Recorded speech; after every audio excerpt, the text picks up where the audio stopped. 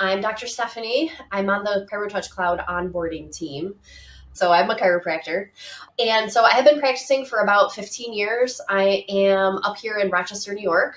And I was in full-time practice for until last year, so about 14 years.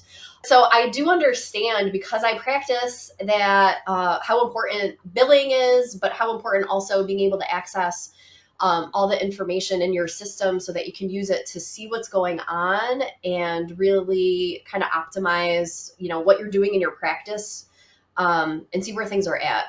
So I totally get it. I appreciate that this is important information and you need to know how to use it. So way back when cloud started and up through the beginning of this year, this top section of the software was actually called the dashboard. And that's where you had all these beautiful, charts and graphs and things like that going on. When we decided to bring out the reports, we did rename this section analytics to just fully encompass the fact that, we still have our dashboards and those visuals that you might already be familiar with and be using, but now we also have our reports here. Our goal for today is just to review these. I actually want to start out though on the practice ledger. So something we hear commonly from offices when they start getting going is just they'll run the reports, but they feel like maybe information's missing.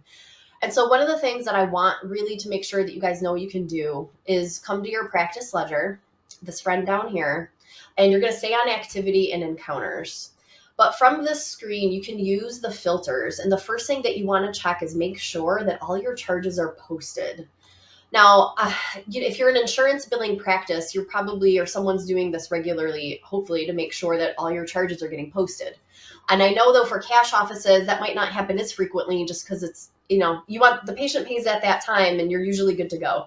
But you want to look for these charges that might not be posted. So right now, I'm just seeing a running total of all my invoices here with the most recent at the top. And I'm going to ask to see all my none posted for charges and click apply. Don't forget, you have to click apply when you use these filters. So now we're coming down and I'm seeing I have got visits here that don't have any charges posted to them. If I were to have run a report for this day, this data would be missing from that August 7th day. It wouldn't be there as a transaction that happened.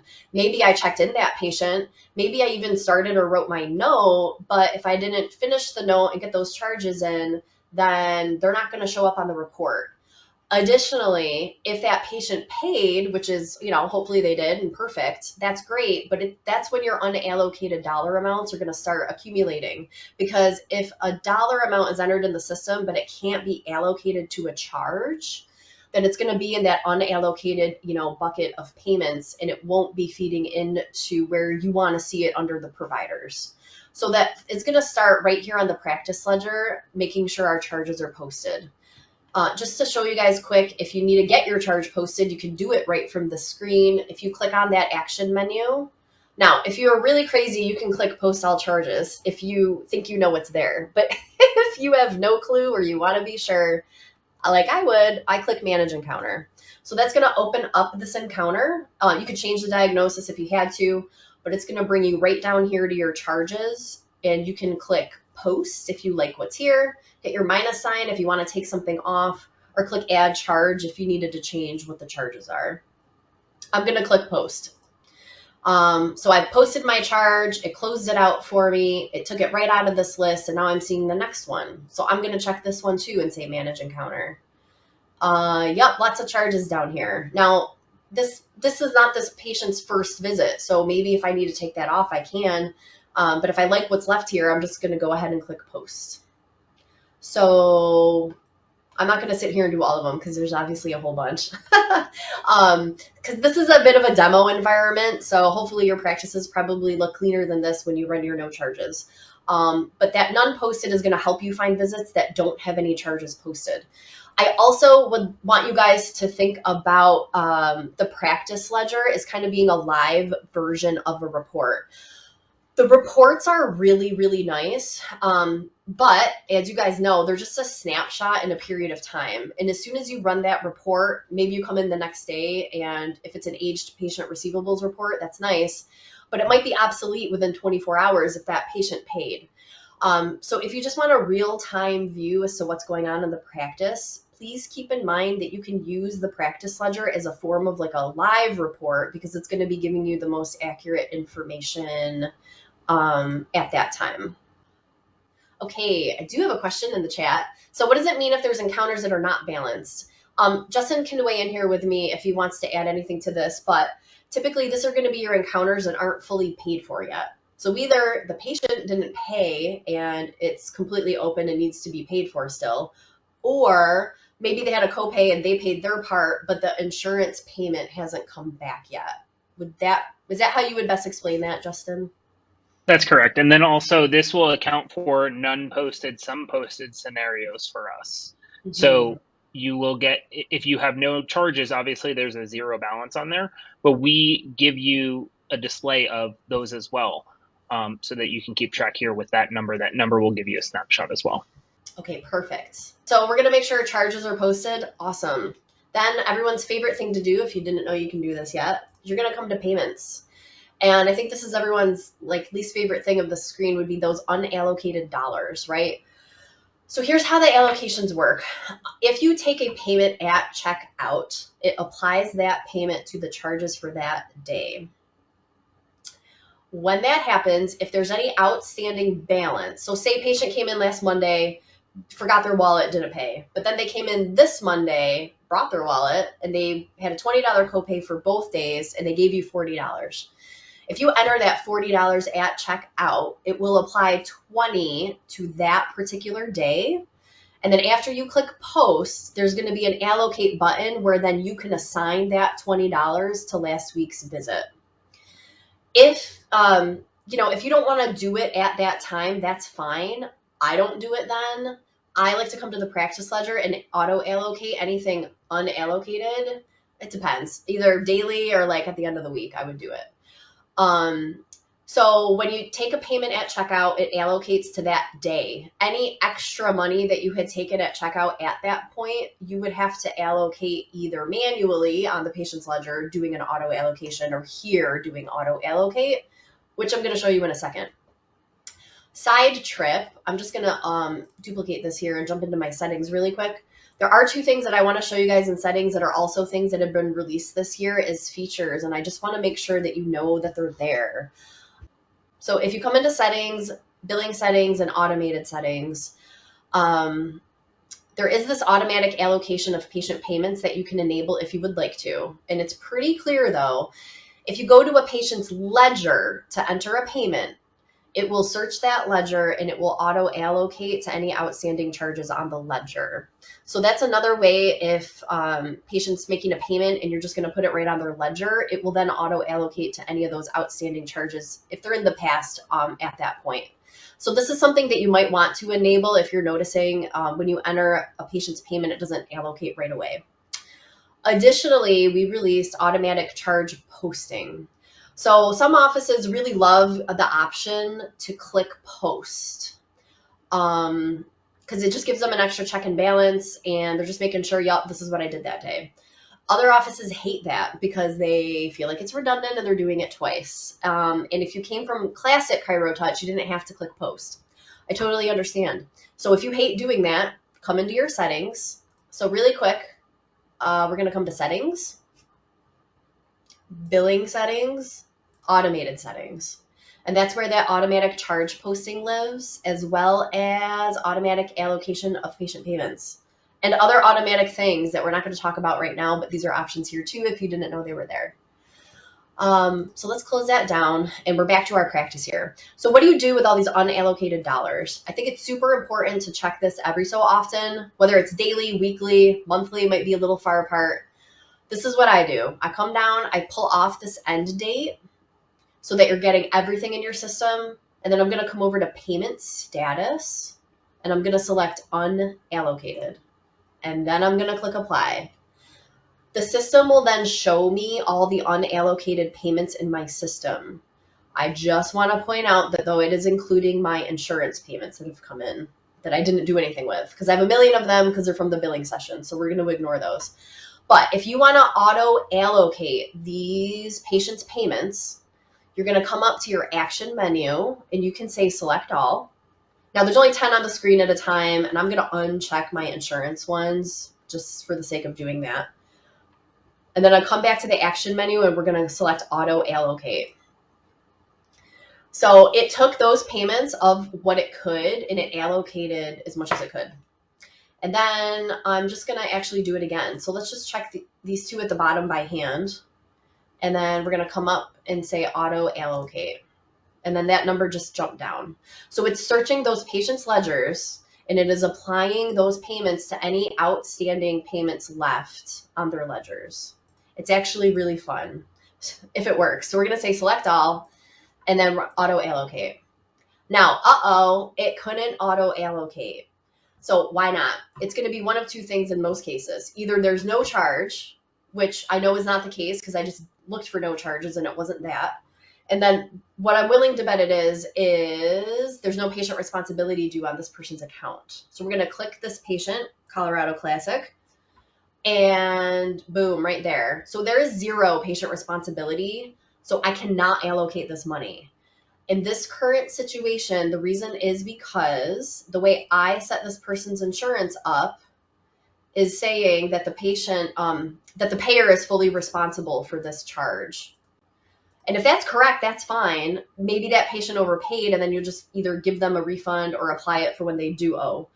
But if you need to make, if they do have a patient responsibility and you just didn't get it entered yet, that's fine. You can change this. So I'm going to come down to my most recent charge on August 8th. I'm going to click once right on this line item. And I'm going to tell the system this person has a $20 copay. Now, this is the fun part where you get to make sure everything balances. And of course, I've come in to do this and it's not going to. Okay, so that means I'm only expecting $17.70 for my insurance company. Got it. No red boxes, everything balances. We can click save. Now it looks like they owe $20. You don't have to fuss around and go click through these. You can just say select all, auto allocate. It'll pull $20 from one of these payments and take care of that patient responsibility. So getting your charges posted is very important. Running this auto allocation to take care of those outstanding payments is important. But then also making sure those insurance details are set up correctly is good too, because if the system thinks there's nothing due from that patient, then it's not going to apply their money to that responsibility. So let's run through that again. We're going to stay on activity on the patient's ledger. We're coming to transactions. I'm going to scroll down and I'm going to come to August 7th and we'll do this one now. I'm going to click once right on that line item. And I'm going to tell the system that this patient has a $20 copay, which means I then have to update what I think I'm expecting from the insurance company so that it balances. Then I'm going to click save. So now it looks like they owe $20. I'm going to click payments. I can do a select all for all my unallocated ones. We're going to go action menu and we're going to ask the system to auto allocate. When I do that, it's going to pull $20 off of this to cover that patient responsibility due. So that takes care of that. So make sure your charges are in, your payments are allocated as much as possible. And then that might be the right time then to go run your reports. I know I went through a lot of that kind of slow in terms of what you might be doing in real time at the office. So the timing on which you're going to do this as well might vary.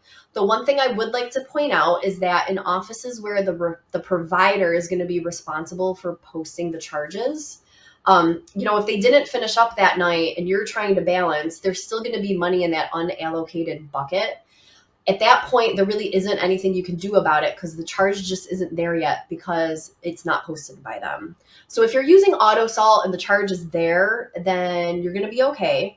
But I want you guys to keep in mind if your providers are posting the charges and they just don't get it done that exact day and night, you might have to run your reports the following morning after you've allocated all your payments to make sure that they look the way that you want them to. So please keep that in mind.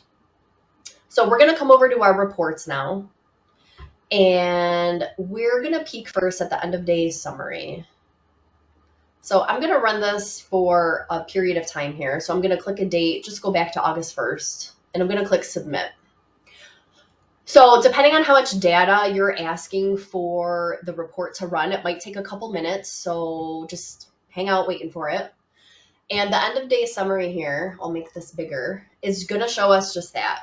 It's a summary of your patients that were seen by provider and just totals for what you took in that day. There's a summary of those appointments down here as well that you had. I will scroll down for a day where I had more visits. But as you can see on this day, August 2nd, I didn't take any money. So there's no payments, which is fine if that's what happened. I'm going to keep going down. And we've got some more payments in here as well now. So like this one patient gave me $224.26, and now we're seeing that here. So this is just a summary of what you guys did in the practice. If we go way down to the end for the total summary, again, those unallocated dollars are going to be right here. But I want to point out, and Justin can correct me if I'm wrong, but this unallocated column is actually accounted for in these totals. Would that be correct, Justin? That's correct. Yes. Thank you. So the unallocated column is here just so that you guys know that there's unallocated payments, but it is included in your totals for the day, and they're included in the numbers down here that should be matching up with your deposits. That's kind of the biggest thing people are concerned about is, what's my total for the day for the deposits, whether it was unallocated or not. So you're going to be able to come to the end and find that information here. So please keep that in mind. Also, once you run a report, if you come next door here to the submenu for report status, it is going to retain the reports that you've run. I think it hangs on to these for 24 hours. So if you run a report, close it, but then you want to come back and look at it again, you can just come to this report status and click on the PDF link over here to pull it up again. So if you want to run it again, you can, but you don't have to if it's still within a short period of time. The end of day transactions, I'm going to run for the same period of time. And we'll let this load. And so now this is where we're seeing more of those line items for the actual charges that I put in for the day. Again, remember, we didn't have any payments on August 2nd. No big deal, because I just didn't enter any for that day. I've got one payment up here for $190. And as you scroll through this, you're going to see a breakdown of all your encounter charges and those payments coming in. Again, if you go to the bottom, these are going to be summarized for you on what looks like very similar to the summary that was on the last one that I just ran. So it's going to have the same summary at the bottom showing you those unallocated dollar amounts, but please keep in mind that they are allocated here in the payment column for your totals at the end of the report. So we're going to close that one down, and then we're going to run our end of day appointments report. And we're going to do the same thing, August 1st through August 9th, click submit, and we're going to wait for that to load. So now we're seeing my appointments that I had for the day. It's got the times, the status, so all these are checked out. If we come down to August 4th, these are not checked out, so that would be a note to me. I still have to come in and do that. And you can scroll through this to gather that information. It's got a total for each day if you need to see what's going on there. And I try to have a canceled appointment for you guys, but it looks like I might not have grabbed it. So I would like to point out on this end of day appointments report for each day, there is a section here for your canceled appointments. And if an appointment was canceled, it'll be reflected here in the status column, as well as your no-shows. And for now, if you need to see who canceled or no-showed, this is one of the areas in the software where you'll be able to see that, is in the end of day reports, end of day appointments report. Active means they were not checked in. I did not check in these patients, which also means I did not post any charges. That's what that would mean. What falls under unassigned? Justin might be able to help us out with this. Yeah, you shouldn't see any appointments under unassigned because once the appointment is checked in, you have to have them have a location and a provider and so on. So the unassigned under the end of day summary is to say a purchase or a fee that was added via the ledger instead of an encounter that has not been attributed to a provider. So when we see here that Stephanie has unassigned provider, unassigned location, those purchases were not attributed to a provider and added via the ledger. So we have no way to tie them directly back to any type of provider unless you use the system function to attribute.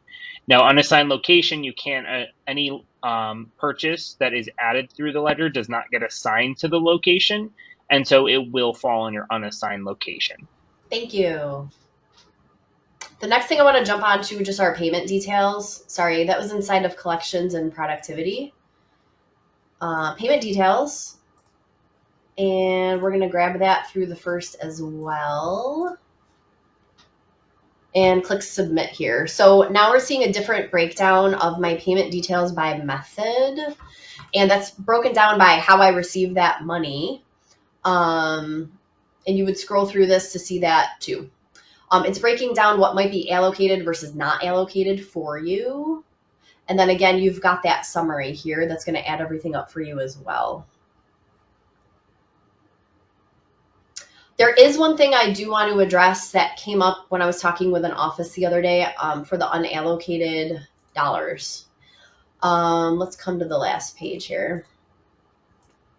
If you do have more than one location, your deposits are going to be correct for that location, but you will notice that your unallocated dollar amount is going to actually be the summation of unallocated payments from all or both of your locations. The reason for that is because when you take a payment, it's just coming into the system. It's not actually assigned to anything until it's allocated. So the only way that we in the system can assign that money off to a location is after it's been connected to a charge, because the charge is, of course, connected to wherever it was performed. So I did want to point that out. If you're seeing those unallocated dollar amounts, you would just need to make sure that you know like how much was for each office depending on what you had collected there, because it is going to be a summation of unallocated payments for all your locations. That would be the other reason why it would be important to check that your charges are posted and the unallocated payments are maximally allocated through that auto allocation before you run those. There's obviously a lot of other reports here. Those are the main ones that I run through when I run my end of day. Yeah, so I think we can open it up for questions. I do see some in the chat. I think Alec's question, I'm looking back, Alec had a couple of questions about the new patient counts and said maybe if we could review that here. I would really like to see the discrepancy. I will say something to mention about the new patient counts is it has to be their very first appointment that is inactive, checked in, or checked out. That's how it counts. So if you have an appointment that they missed that was never flagged as missed or canceled, then it will not flag as a new patient. That is one detail, but I'd really like to, since it seems like there's a support case open for that, I'd like to get with your support agent that you mentioned and see if I can help guide them through that. So I'll definitely make sure to chatter on that case for him and see if I can link up and understand the discrepancy for you, Alec. There's a couple other questions that have come in about some different things that you can see in your dashboard. If you come to dashboard and patients under your payer plan distribution, this is where you can see who has what insurance. Obviously, I don't have a lot. Yours probably looks a lot more exciting than this. But if I'm highlighting over my Blue Cross and Blue Shield, I can do one regular click and click details. It's going to give me a list of everyone in my system who has that plan. It's going to tell me if it's primary or secondary and some other various details here. If you want to export that, you can. This will come out into an Excel spreadsheet. It will give you all these columns, so that might be things that there's information here that's extraneous you don't need, but you could go ahead and delete that and then use this for whatever you needed. So just to show that again, if you're on your payer plan distribution, click once and ask to see the details, and that'll give you a table of everyone in your system that has that insurance currently. Just a quick note, if you're ever inactivating insurance companies, it is a very good idea to come look at this first. You don't want to inactivate a policy in your payer plan if it's assigned to someone's account actively. You would want to go into that person's account and give it an end date if you had to. And then if they were to come in next and had different or had that insurance again, then of course you could open it back up again. But you don't want to inactivate these if someone has an active policy. You'd want to keep an eye on that. I did want to touch on, I noticed on the top of the questions, Jade had mentioned the end of day transactions report for one of two of our office locations that I assume we're setting parameters. And the total section is showing totals for both of the offices. If it's the payment summary section, it will include payments for all locations because we wanted to give an overall view, given we could not delegate those payments to an individual location. So there is a little bit of text on the bottom that says the filters do not apply to this. Basically, the providers and locations will not apply to that section because we have no way to tell you the unallocated amounts that are pertaining to that location. And then also a patient list report. Is there some details as far as a patient list report that you're looking for? I usually recommend if you could go to analytics and dashboard reports. I use the birthday list and remove the grouping. We actually have an article on this. So if you go to patients and you scroll down to, birthdays. And if you click the ellipsis right there, the 3 dots on the right-hand side, and go to visual settings, and you take that grouping of birth months and you either remove it or bring it down, you can get a patient list right off of this. And then you can export this data because there's no grouping. The reason some of these tables you can't export is because there is a grouping and it won't allow us to do that. So now Stephanie is able to go to the ellipsis and export raw data to get an Excel of all of her patients. It is limited information, so there is also a patient roster under patients on the top. There is an area to do that as well. The question Lindsay had, why are cancellations why do they still show up in number of visits seen? They actually shouldn't show up in number of visits seen. They should show up in the appointment count and then they're canceled. Visits seen, can you pull the end of day report real quick, Stephanie? Mm-hmm.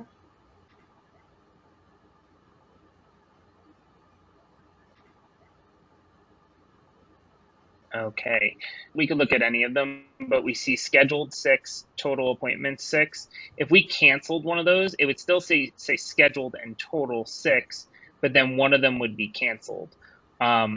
Total patients shouldn't count it, nor should patient encounters count it. And if we see a difference on that, we definitely want to reach out to support and have them run that down. Stephanie, when you said you first started, you did a lot of graphs and charts and colors, and that's a lot of what the dashboard has. Could you maybe touch base on which ones of these pretty color things that you use to maybe look at your quarterly analytics of what you're measuring? So like not just the reports, but like the visual graphs on how you can, what you would look at and how you would manipulate it for you. So when you open up the dashboard, it's always on daily. So this is only showing you what you did today. And if you want to get some historical data, you're going to come over to charges and payments. And it depends what you're looking for. But now that we're here, like charges by code, these are your payments by method, so your cash, check, and charge and whatnot.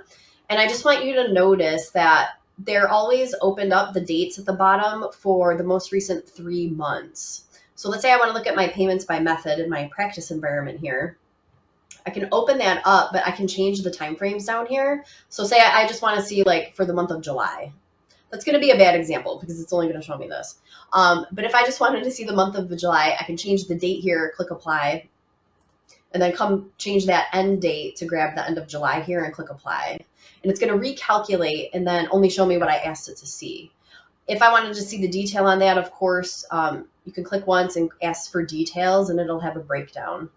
This is my practice environment. I can't show you guys my real one because all the things. But if we were to run that again, we could do it for the month of August, and then I would be seeing that. So you can grab that historical data here off of the charts based on what you might be looking for. And you can also click and drag these to get time frames. So if you need something for like the whole year, you would want to go back to wherever not February 1st, wherever January 1st is, for it to recalculate and bring all of that in. And then personally, I just export some of these to spreadsheets and add up the different columns using the sum function if it's something that I wanted to keep track of. But now that we have the reports, I've been running the reports for those time frames that I'm looking for and looking at the last page for the totals. I was answering some questions in the chat or in private message, but I did stop on a question from Debbie. Is there lag time with the reports? Our end of day credit cards do not always match in the evening, but if I rerun the next day, it may be correct. So we do have a slight lag time on these dashboards. In our documentation, it does say they could take up to 24 hours. Now, we've improved that time, so it should definitely not be taking 24 hours. But the reports themselves, when Stephanie's on the reports tabs, those are all in real time. So they're run slightly differently, but these reports are all real-time data right from your database, whereas the other ones are structured a bit differently. I see a couple about refunds. I don't know if we want to touch on that. From what I understand, if you take a payment from someone on Monday, that's great. But then if you have to enter later in the week a refund, that refund or void is going to show on the day that it was performed, because that was the day that you did it. And so I did want to point out that I don't want you guys to think it's a mistake or a discrepancy, but because that refund itself is a function that was done on a different day, it is going to show up on that particular day's reports. There's a couple people asking how to use the practice ledger to check your end of day items. So if you come to your practice ledger, just set your date. So if you want to look at today, just put in today's dates here with your filters. If you want to look at charges, you can do that from here. If you ever want to see anyone that owes money, you could just throw maybe $1 in that minimum outstanding balance and then click apply to go through to see those. And then for totals, if you click payments, I think that was Dana that shared this with us. Just set your time frame here for the day you want to look at. Say you want to see all cash, and then just click apply. And then there's a combination here. You could split that out further, allocated or unallocated, depending on how you want to see. And then if you want to split up check or credit card, of course, you could pull that from there too. If there had been anything that you entered as direct deposit on like an EOB, or if you had ERAs roll in, you could select those here too if you just wanted to see what those totals were from here as well. I want to jump in on the no future appointments and whatnot. If you guys come to your dashboard and patients and come down to your patient recall, this is going to show you anyone in your system that has been seen in the last 6 months that does not have an upcoming appointment. And you will see the status of that previous appointment that they did have, whether it was checked out or not, whether they canceled, whether they even came. So if that's listed as active, this person didn't come. I would need to go in and mark that as no-show, and then it would have said no-showed here. So this patient recall table that's in the patient section of the dashboard is going to give you a lot of that information. The aged outstanding claims report is here in your reports over under the accounts receivable box at the bottom of the list. There was another question if we're going to do this again and go over some more of the reports. The plan is yes. We just really wanted to get this one out of the gate because these are the most common things for end of day reporting that we see people coming in asking to help through onboarding and with support. So we wanted to jump on this quickly, and we are formatting what we're going to do for breaking up the other reports to review also in the future. So thank you very much, everyone, for coming. I hope you all got something out of this, and we'll talk soon. I hope you all have a great week.